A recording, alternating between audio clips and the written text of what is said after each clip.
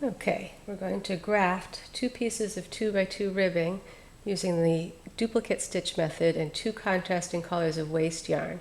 This will graft the columns of ribbing perfectly if the 2 pieces of knitting are going in the same direction.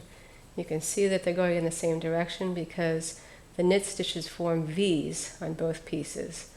And this would be the case if, for instance, you were doing a sideways cowl and you wanted to graft the ends invisibly. It will not work, for instance, if you are doing the toe of a sock where the 2 pieces of knitting are going in 2 different directions. So we begin by using our waste yarn, casting on and working a row, and then we switch to our contrasting waste yarn and work 1 row. Then we go to our main yarn and work our pattern. And in this case, if you were doing a cowl, for instance, you would knit your cowl around and then you'd come up and this is where you've finished. So you're finishing with your main yarn. You break the main yarn, leaving a long tail for grafting. Join the contrasting waste yarn. You want it to be a contrasting color so the path is very easy to follow. That's why it's called the duplicate stitch method, because we're going to duplicate stitch over this contrasting row. And then you do a couple of rows of the regular waste yarn to hold the contrasting stitches in place and to make them stand out clearly. So to begin, we'll take our grafting yarn, and the yarn is a funny thing on the edge here. We have not slipped the edge stitches, we've worked every stitch. So the yarn is a funny thing where it loops around this stitch here and then it goes through this stitch once. So that's exactly what we're going to do. We're going to put our grafting yarn through there. We're going to pull it fairly tight because once we loop it over itself, it's going to tend to lock it in place. And then we're going to follow that contrasting yarn right through this loop. And there we go. I'm going to adjust that tension a little bit better. Okay. And then we're going to go back to our bottom piece. Now on the bottom piece, you always follow just the bottom loop of the waste yarn. So we're going to go right like that, following that path. We're going to go back to the top, follow just the top loop of the waste yarn. Now it just looks like a simple knit stitch there because that's the end of our knit column. So when we get to the bottom, since we're really following the yarn, these loops are really the loops that are in between stitches, so that's why we have half of a knit stitch.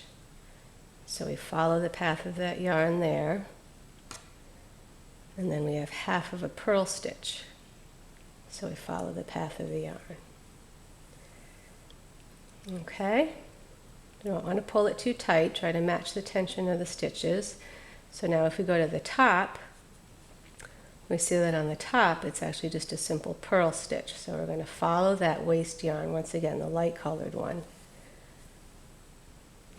Keep following it.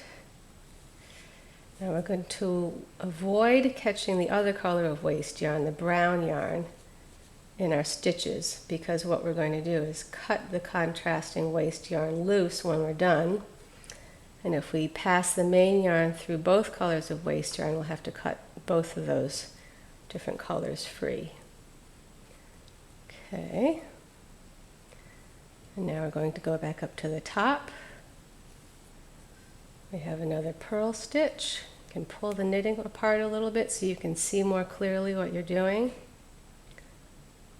So that goes through there.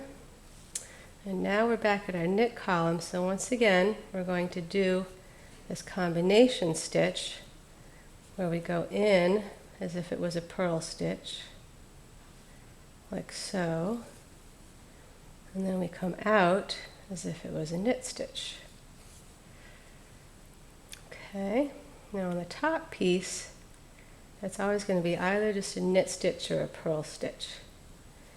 It's the bottom piece where we have to do a little bit of finagling on the edges of the knit columns, because once again those loops are really the loops that are between stitches. They're not the stitches that you formed with your knitting needle when you first did the knitting. Okay, so we've come to the end of our knit column. Now as you can see, you can check. I've already followed the path of this contrasting yarn with my grafting yarn here. So then we go on to the next stitch, which is this one. It's half of a knit stitch, half of a purl stitch. And now what we're going to do is we're going to do one more stitch on top so that we're completely finished with that knit column. And then we're going to check our work. So as you can see, the columns are lining up perfectly. Now once you get the rhythm of this, you can actually move along fairly quickly. So we'll just keep going.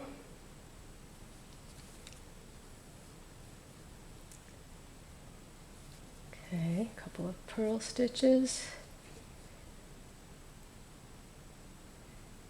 Okay, and we'll just keep moving along till we get to the end.